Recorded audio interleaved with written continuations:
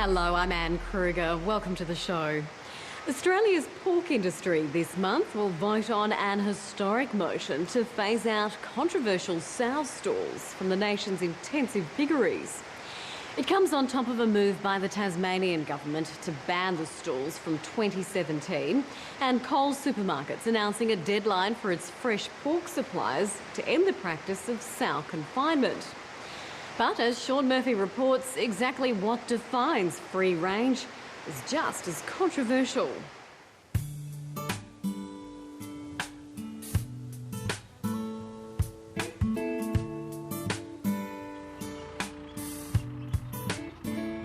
It's the changing face of Australia's multi-billion-dollar pork industry. At Corowa in the southern Riverina of New South Wales, these free-range pigs are being farmed by Rivalea, Australia's biggest pork producer. On an 8-hectare paddock sown with barley, the company's 400 free-range sows are now producing about 100 pigs a week. The big challenges for us in this system is productivity of the sow herd, particularly sucker mortality. Basically, you'll lose more piglets after birth prior to weaning, and that can be double at times above a normal intensive piggery. So that's the challenge for us, to produce the same number of weaners per week out of the same sow herd. And at the moment, we're probably about 10% down on what we would aim to be in an intensive system.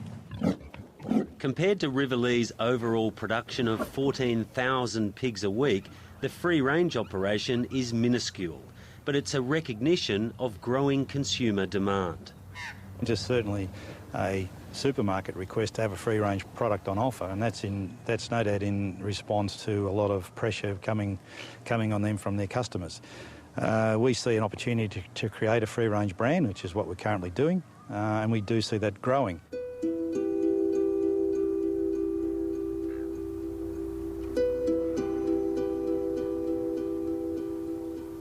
Rivalea is also leading the industry in a move away from using sow stalls in its intensive piggeries. Because of biosecurity concerns, we weren't allowed to film inside its sheds. But these are the sort of stalls which are backed by Australia's National Pig Code. The argument for them is that they protect pregnant sows from fighting each other and possible miscarriage.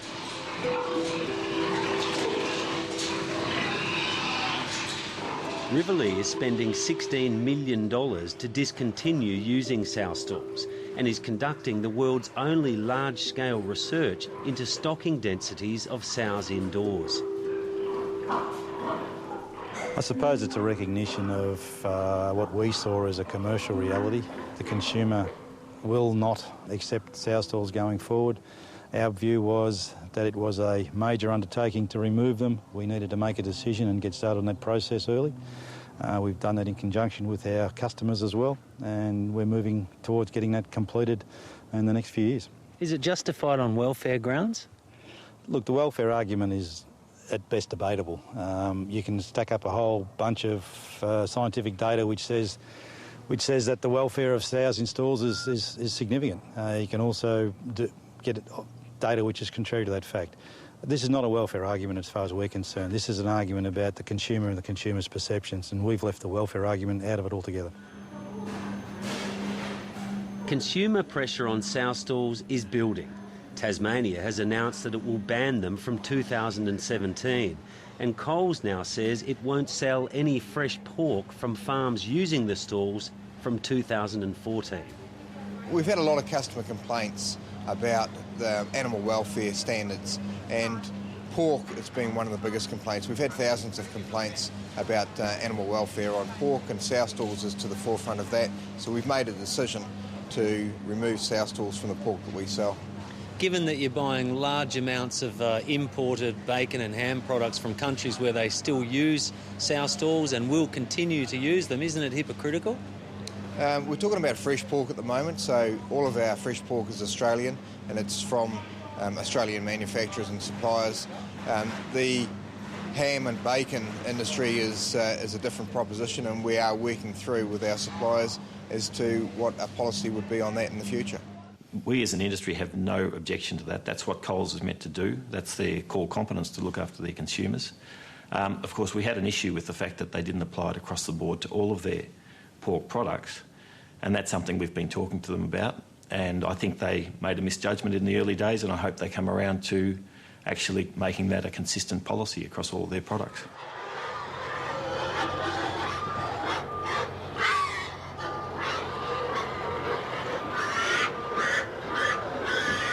Australian Pork Limited says the industry is facing a difficult decision. Consumers don't understand the use of pregnancy stalls, but to phase them out could cost as much as 10% of Australia's annual farm gate turnover.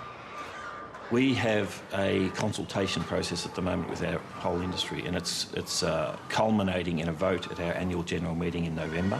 That's all about whether the industry actually believes that we should voluntarily cease the use of gestation stalls at some point in the future.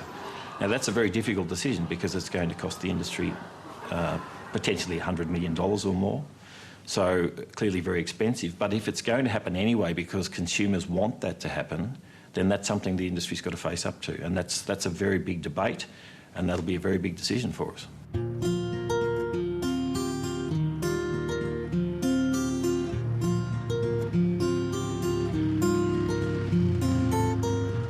Whatever is decided at the AGM, demand for pork bred and grown outdoors is on the march. Growers such as Mudgee veterinarian James Casper and his animal behaviouralist wife Georgie are unable to satisfy the demand for their product. Their customers are prepared to pay for what they perceive are superior animal welfare standards.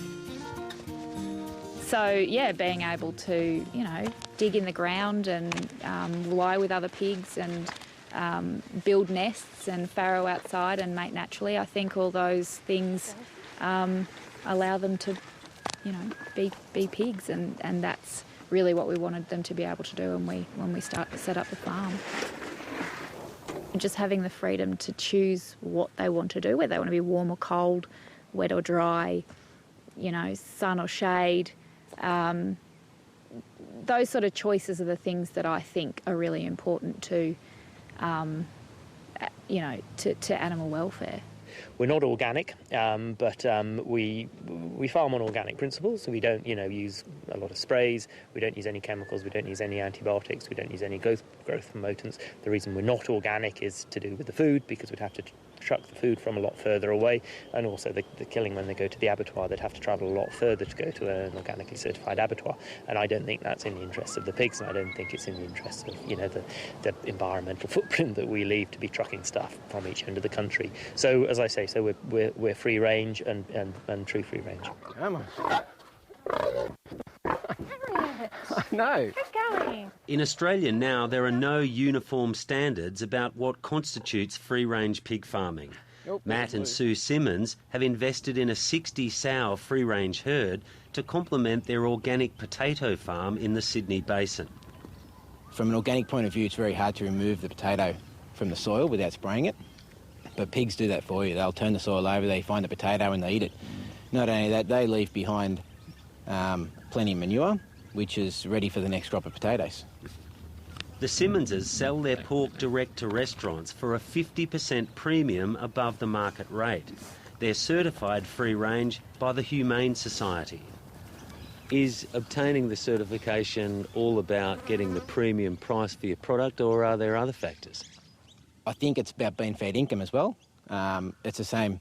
It's like any certification. If you don't have the certification, well, I suppose could call yourself anything. So how many hutches are in here? 2. 2, and they've got shade from the trees. They've got plenty of shade in this paddock. The Simmonses bought their pigs from Lee McCosker, who is also the compliance officer for the Humane Choice label. Hello, ladies. Humane Choice is about a combination of animal welfare foremost. That's how the standard originally started. It's about environmental sustainability, and it's about human health. It's about a holistic approach to farming pigs or other animals. And how do you differentiate it from other free-range certifications on the market? It's quite difficult at the moment because there is no legal definition for the term free range. So there are producers out there that are legally able to call themselves free range when possibly they're not. There is confusion in the marketplace over the term bred-free range, where pigs like these are born outdoors but then moved to big sheds to be grown to market weight. James Knight has been producing bred-free range pork for 10 years at his family property near Meredith in south-central Victoria.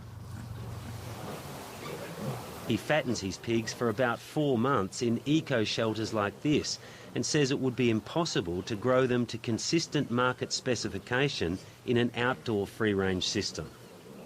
On a larger scale, it would be a very, very hard operation to run, just to sort of try to minimise the variation, I suppose, in your sale pigs, because the one thing the abattoirs do look out for is a consistent product, and I would feel that you know, pure free-range system consistency might be a bit of an issue. At the end of the day, it's pretty much the same product is what they're getting, whether it's bred free range or pure free range. It's pretty much comes under the same banner as far as I'm concerned. James Knight grows under contract for brands such as Otway Pork and pays the RSPCA to certify his produce as bred-free range. So how often do you put fresh straw into this shed? Usually at least one bale every week. But Melina Tenson is the Society's scientific officer for farm animals. She says whether pigs are bred free range or true free range, the important thing is their welfare. RSPCA approval means no sow stalls and no husbandry practices like teeth clipping and tail docking. I think the RSPCA has always been out there raising awareness as to the animal welfare issues in the pig industry. When it comes to free range and bred free range, from an RSPCA perspective, animal welfare can be of an equally high standard in both systems. And what we're asking the consumer is to look for products or animal products from alternative systems where the standards can be guaranteed, where there's high animal welfare standards supporting that production system, and where the farms are regularly assessed to ensure that those standards continue to be met.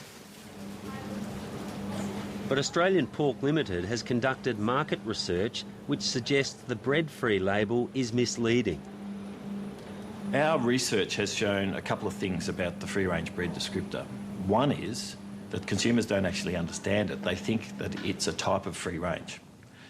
They think that it's really free range. However, when we explain it to them, they don't feel deceived by the descriptor. So they're willing to accept it as still a good system, but not quite what they thought that it meant. Across the industry, criticism of the RSPCA-approved labels has been much stronger. I think the RSPCA standard has focused too much on animal welfare. They have